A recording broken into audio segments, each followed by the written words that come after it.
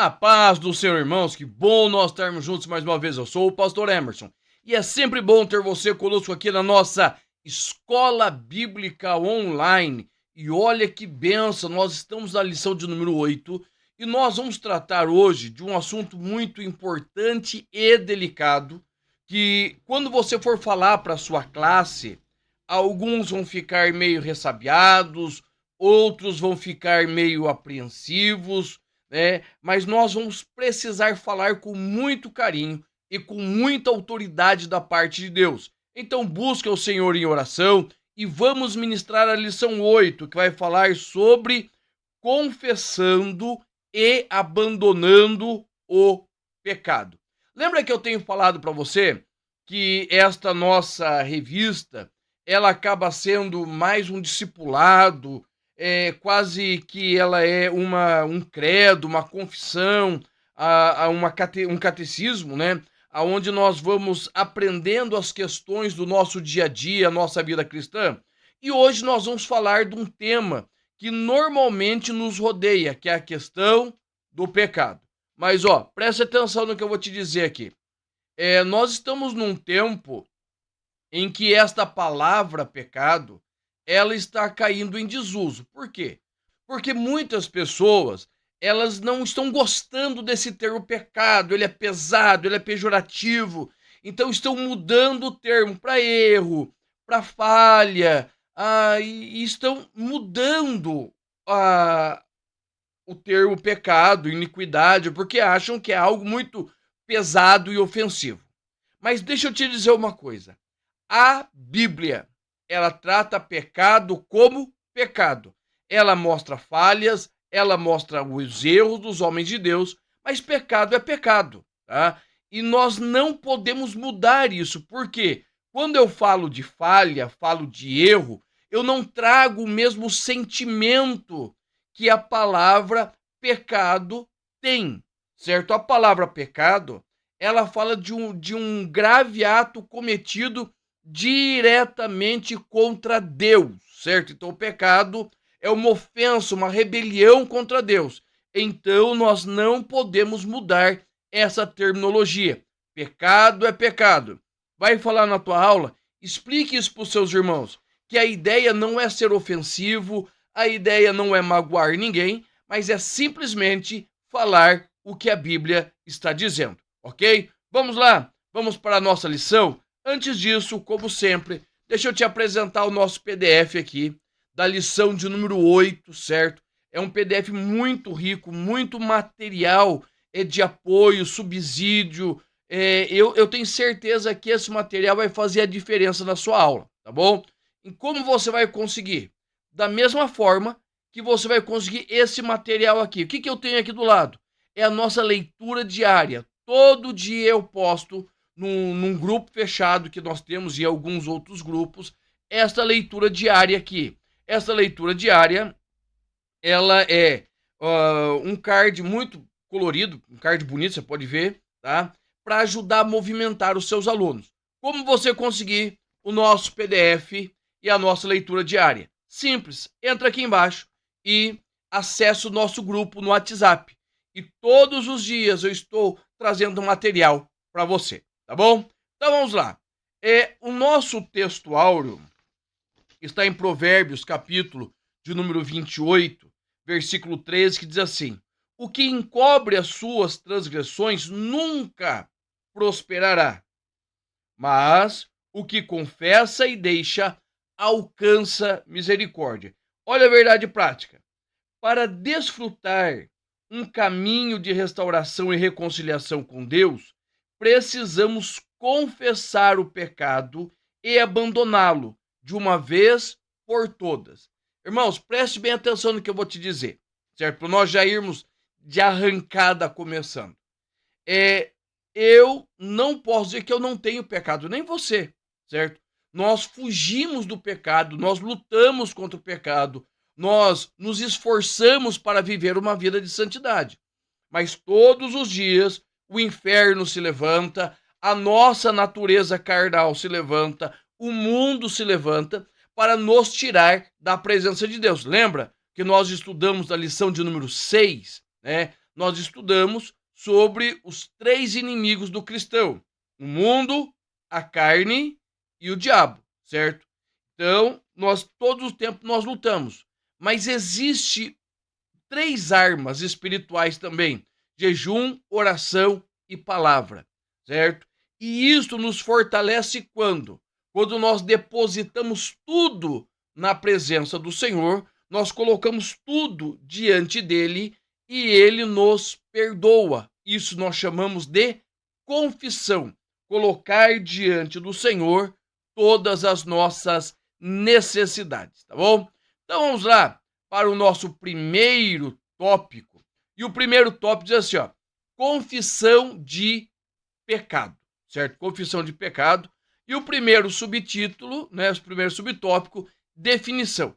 E eu quero ir para a parte prática da coisa. Hoje eu vou para a parte prática porque lá na lição você vai encontrar ali um excelente, certo? Um material muito bom, uma definição muito boa, tanto no grego quanto no hebraico. Então isso é chover no molhado, certo? É chover no molhado. Então se já tem uma coisa boa lá, deixa eu complementar para você.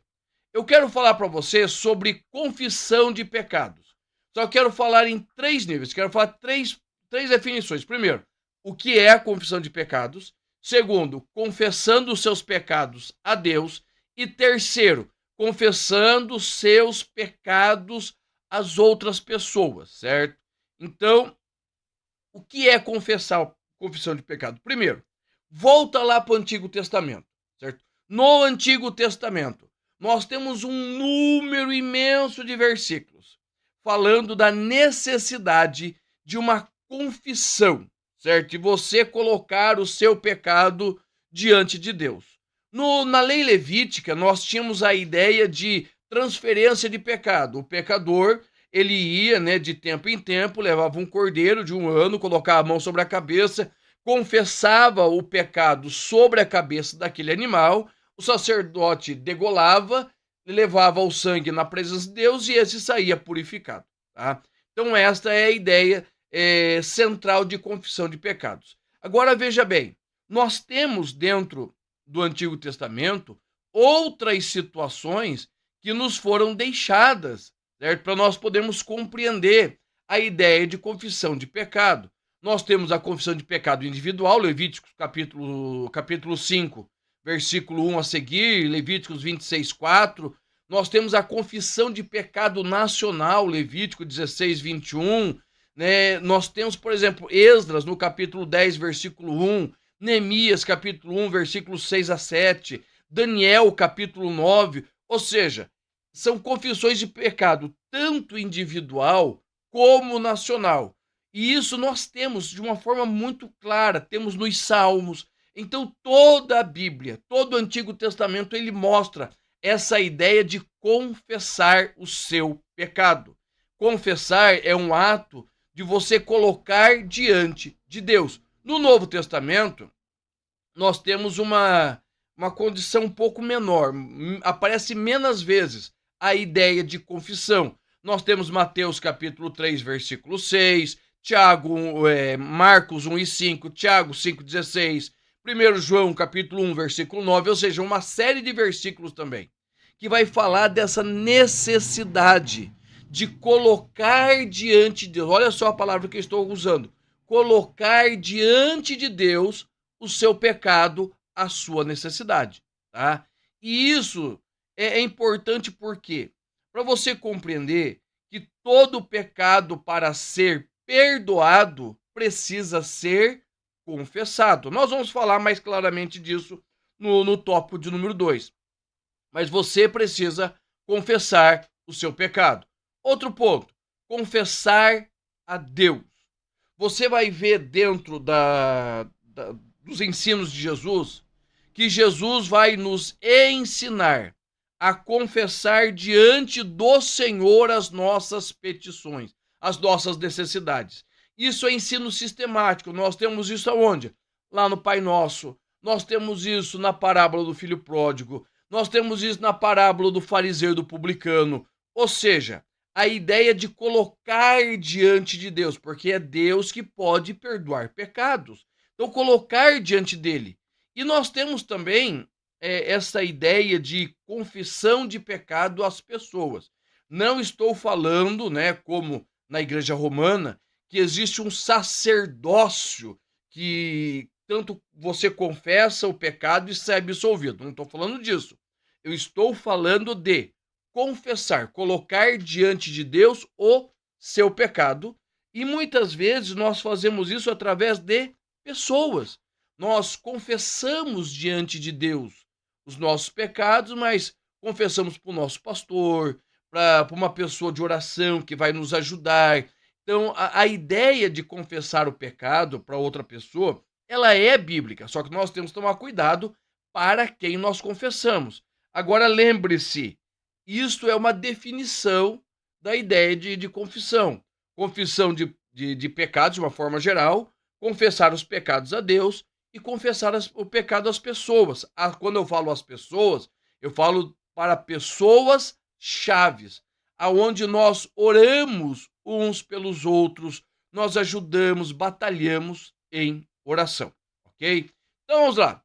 O que é, no subtópico 2, a confissão bíblica de pecado. O que é a confissão, então? A confissão tem a ver com o reconhecimento do pecado cometido, certo? E já vamos direto. Não existe ninguém, nenhum de nós, que viva sem cometer pecado, porque somos humanos, somos falhos, mas isso não nos dá o direito de vivermos em pecado, certo? O pecado é um acidente de percurso, você não vive em pecado. E quando nós falamos de pecado, nós temos pecado público, escondido, pecado individual, pecado grupal, pecados mais leves, pecados grosseiros, todos têm o mesmo peso diante de Deus, entendeu? Pecados antigos, pecados recentes, pecados diretamente contra Cristo, pecados contra o nosso irmão, pecado contra a família, contra a igreja. Nós temos pecados que nós fazemos conscientemente, outros inconscientemente, e pecados que são novos, pecados que nós repetimos, tá? Então veja bem, existe uma série de pecados que são cometidos por nós. Mas deixa eu dizer para você, na cruz do Calvário, Jesus levou todos os nossos pecados. O pecado, ele teve força até a cruz. Agora, quando nós olhamos para a cruz, e nós temos isso no Evangelho de João, capítulo 3, que quando nós olhamos para a cruz, todos os nossos pecados são perdoados, certo? São perdoados. E eles são apagados, eles somem como a neblina. Miqueias 7,19 diz que o Senhor lança o nosso pecado no profundo do oceano, tá? E quando nós vamos falando de pecado, tem duas palavras que eu quero explicar para você. Elas parecem idênticas. A palavra é expiar, certo? Expiar. Só que existe expiar com S e expiar com X. Expiar com S fala de olhar, ver, tomar ciência, tá? É o caso de Davi e Betseba. Davi adulterou, Davi mentiu, Davi assassinou, uma série de pecados ele cometeu ali. E o Senhor só olhando, o Senhor somente espiando, somente observando, até que chegou o dia que o Senhor se manifestou e o pecado de Davi veio à tona. Então isso é expiar com S.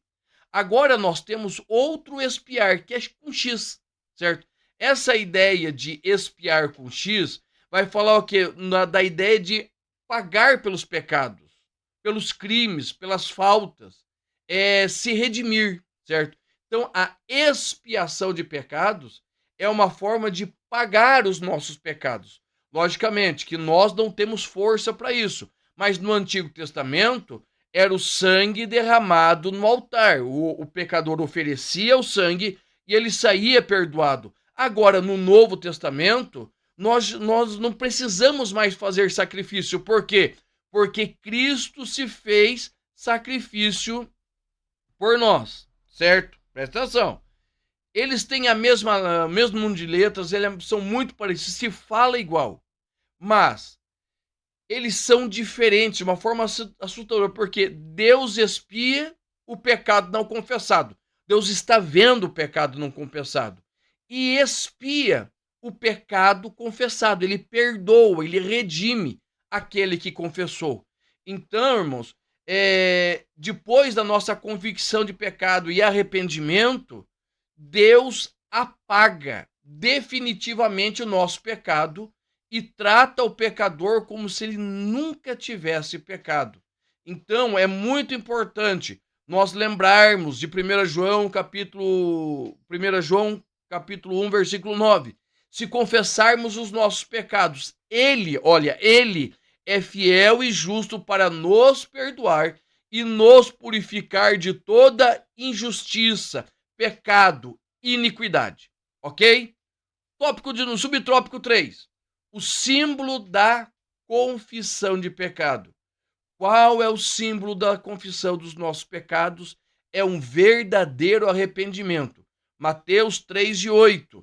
Produzis, pois, frutos dignos de arrependimento. O que é arrepender? Arrepender é a palavra grega metanoia.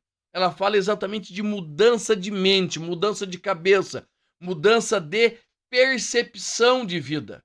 A partir do momento que você toma essa decisão de mudar, você está se arrependendo, você está indo para um lado e você faz uma volta de 180 graus, você vai para o sentido contrário. Tá? Então, a ideia é um abandono consciente. Tá? Um abandono consciente. Pedro vai dizer assim, ó, arrependei-vos, pois convertei, para que sejam apagados os vossos pecados e venham assim os tempos de refrigério pela presença do Senhor, e enviei ele a Jesus Cristo, que já dantes foi pregado. Ou seja, é somente por Cristo e uma decisão, não é Cristo que me arrepende, não é Cristo que me traz, é eu que decido mudar a minha vida. Irmão Emerson, mas eu sou pecador, sozinho eu não consigo. É por isso que ele deixou o Espírito Santo. E é esse Espírito que nos convence, olha só a palavra, nos convence do pecado, do juízo, da justiça. Ele vai dizendo, ó, você é pecador, vai para a igreja, toma decisão. Ou seja, eu, conscientemente, tomo a decisão de viver por Cristo. Vamos lá, o nosso tópico de número 2, diz assim, o perigo do pecado não confessado, certo? Subtópico 1, os males dos pecados não confessados. O que é o pecado não confessado?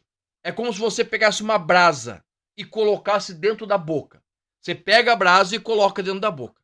Você tem duas escolhas, certo? Vamos colocar uma batata quente, alguma coisa muito quente. Você tem duas escolhas. Ou você joga fora, certo? E você sente o alívio imediato, né? Ou você continua com ela ali dentro te machucando, tá? Davi, no Salmo de número 32, versos de 2 a 5, ele vai falar exatamente que enquanto ele se calou, certo? Enquanto ele se calou, o pecado estava corroendo, ele estava gemendo. Ele estava como? Gemendo. A não confissão vai corroendo aquele que deseja viver uma vida em santidade e fidelidade ao Senhor, certo? Por quê? Pois o Senhor conhece o profundo do nosso coração. Salmo de número 139, versículos de 23 a 24. E conhece, olha só, e conhece todos os nossos caminhos. Nós temos em Josué, capítulo 7, a história de Acã, certo? Acã, por desobedecer, por pecar, ele fez toda a nação pecar, e ele fez toda a sua família morrer, certo? Isso o pecado causa. Por quê? Ele teve a oportunidade de confessar. Ele teve a oportunidade de contar o que havia acontecido. Mas como ele não confessou, o pecado consumiu a sua família, certo? E aí nós já engatamos no subtópico 2, as consequências do pecado de Adão e Eva. Este pecado de Adão e Eva, ele vem sobre todos nós, sobre mim, sobre você, todos nós sofremos com o pecado de Adão e Eva, certo? Isso é fato. Agora, tanto Adão como Caim não confessaram seu pecado. Bem pelo contrário, quando eles foram apertados, eles tentaram se justificar, certo? E isto faz parte do ser humano, sempre procurar se cobrir, certo? Procurar uma forma de encobrir o seu pecado. Mas Paulo escreve em Romanos, capítulo 5, versículo 12 a seguir, que como por um homem entrou o pecado, a morte, assim também a morte passou a reinar a todos os homens. Ou seja, o pecado veio sobre todos os homens. E a consequência do pecado de Adão é vista até hoje. Por isso, precisamos estar aos pés de Cristo. Segundo Coríntios, capítulo 5, versículo 21. Aquele que não conheceu o pecado, Deus o fez pecado por nós, para que nele fôssemos justificados de Deus. Ou seja, irmãos, Jesus perdoou os nossos pecados para que pudéssemos viver uma vida sem pecado, certo? E aí, para encerrar o tópico 2, né, o subtópico 3 diz assim: as consequências do pecado de Davi. As consequências do pecado de Davi são nítidas. Ele pagou um preço altíssimo. Por quê? Porque a espada não saiu da sua casa, perdeu um filho, teve o seu reino tomado pelo seu filho, o Salomão, né, o seu reino se dividiu. Mas veja bem, o Senhor, ele é misericordioso. As consequências do pecado na vida de Davi foram conflitos, enfermidades morais, aflições, gemidos. Mas o Salmo de número 32 mostra que, por se manter em silêncio e não confessar o seu pecado, ele se enfraqueceu e foi perdendo o seu vigor físico e espiritual.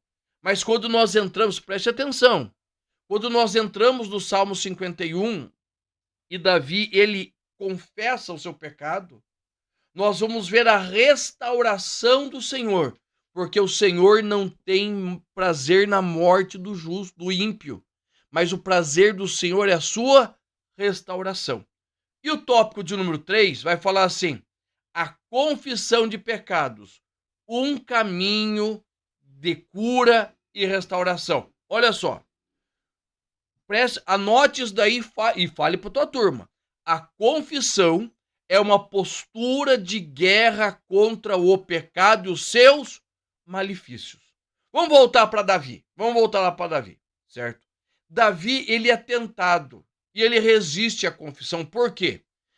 Tiago, no capítulo 1, versículos 14 e 15, ele vai dizer assim, ó, que cada um é tentado quando é atraído e engodado, enrolado pelas suas próprias concupiscências. Depois, a concupiscência concebido dá luz ao pecado. E o pecado concebido gera a morte. Qual a consequência do pecado de Davi? Vergonha, medo das consequências, desdobramentos e os desdobramentos de seus atos. Tá? Só que, vá para Isaías capítulo 59. Você vai ver todo um capítulo,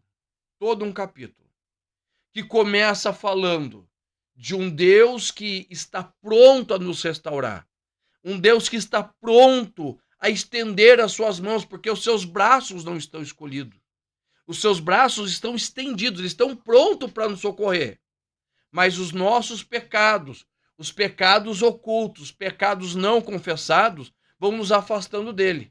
E o final desse versículo vai mostrar exatamente o que acontece quando nós entregamos a nossa vida ao Senhor, tá? Quando nós permitimos que o Senhor, ele entre e opere na nossa vida. O que acontece? Quando nós confessamos os nossos pecados, o Senhor nos liberta. Marque outra frase aí. A confissão é libertadora e o perdão muda a nossa história. Quando Davi pediu perdão, quando Davi se reconciliou com o Senhor, automaticamente as mãos de Deus vieram sobre ele. Segundo subtópico, e nós já estamos encerrando, alcançando cura e restauração. Veja bem, quando eu desobedeço a Deus, você, Deus abre as portas da misericórdia. No Salmo de número 6, verso 2, Davi vai clamar assim: tem compaixão de mim, Senhor, porque sou fraco. Sara-me, Senhor, porque os meus ossos estão perturbados. Se por um lado o pecador humilde e arrependido que confessa seu pecado recebe perdão, por outro lado, o orgulhoso, ele fecha a porta da misericórdia. O Senhor está pronto a nos restaurar todos os dias.